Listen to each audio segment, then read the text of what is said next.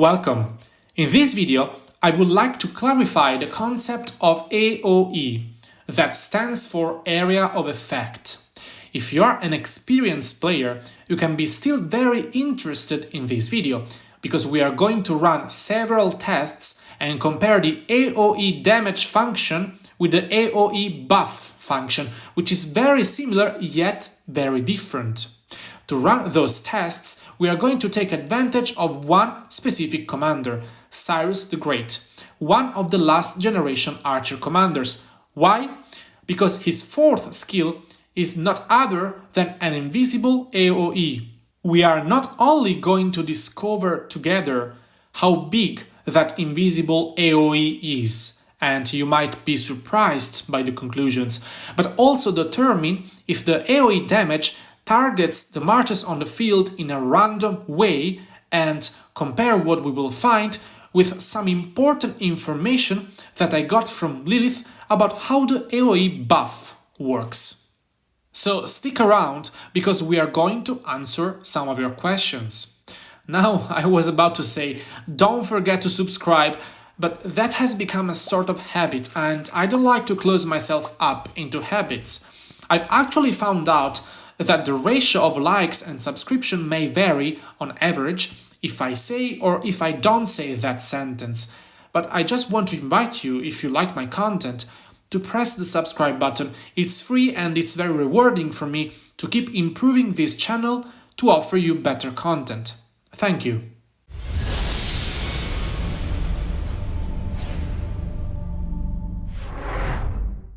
Hello there, it's Wick Gaming here once again with another technical video.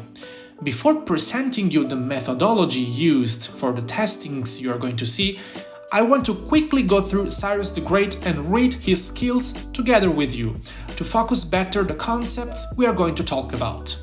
First skill, the active skill, deals direct damage to the current target, with a damage factor of 600 up to 1400 and causes them to take up to 20% increased additional damage for 3 seconds. The second skill boosts his statistics in march speed and attack, respectively by 15 and 30%. The third skill is one of the skills that land in the DOT category, damage over time, which we spoke about in this video, card up on the top if you want to watch it. With this skill, Cyrus grants his troops normal attacks a 10% chance to deal additional damage over time for 3 seconds, up to 250 damage factor, and the enemy, at the same time this effect is active, will deal up to 40% less skill damage. The effect can trigger once every 5 seconds, so there is an internal cooldown.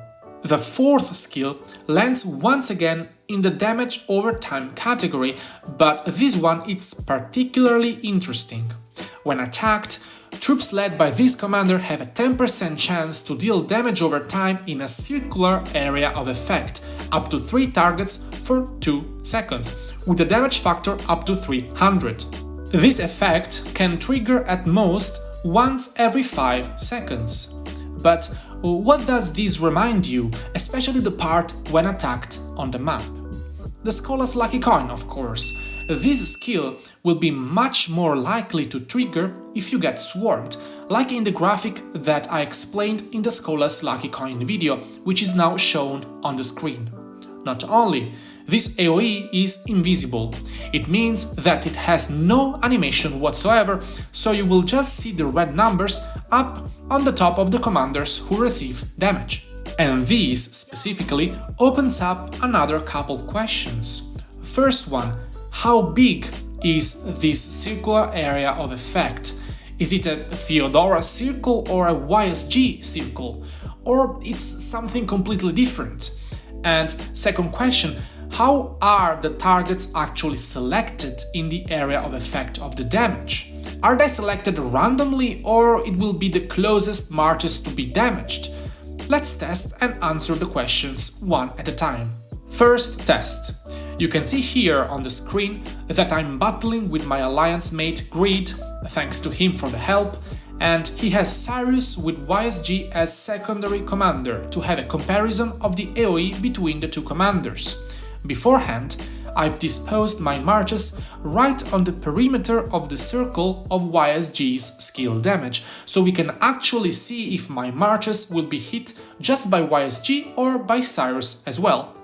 We can already see when the battle starts that even before YSG fires off his active skill, the invisible AOE by Cyrus is already hitting my Alex and my Charles Martel there. And I've been careful to place my marches exactly at the limit of YSG's area of effect, so from this footage we can already conclude that Cyrus' invisible AOE is at least as wide as YSG's AOE. To confirm that, I'm gonna leave my Caesar inside YSG's circle and slightly move the others out. My Guan dies, so I switch to Charles Martel because I want to see the damage from Cyrus before drawing my conclusions. And here we go. Caesar is damaged by the invisible AOE, but the others are untouched. Therefore, we can now conclude with a good degree of certainty that Cyrus' 4th skill is as wide as YSG's, as proven by this test and also by other tests that I run later for confirmation. Now, on to the second test. Are the targets determined randomly or there is a scheme in the AOE? I'm here with another friend from OV, JYJY, and this time I'm changing up a little bit the disposition of the marches on the field. As you can see, I put my Dragon Lancer right in front of his Cyrus, because that is the march he will attack. Then 2 marches, a Cao Cao and a Julius Caesar, immediately close on the sides, and other 2, Minamoto and William, a bit more far away, but still in the area of effect that we discovered to be as wide as YSG's. This time he's not using any secondary commander, so we can have a clean view of what is happening on the field.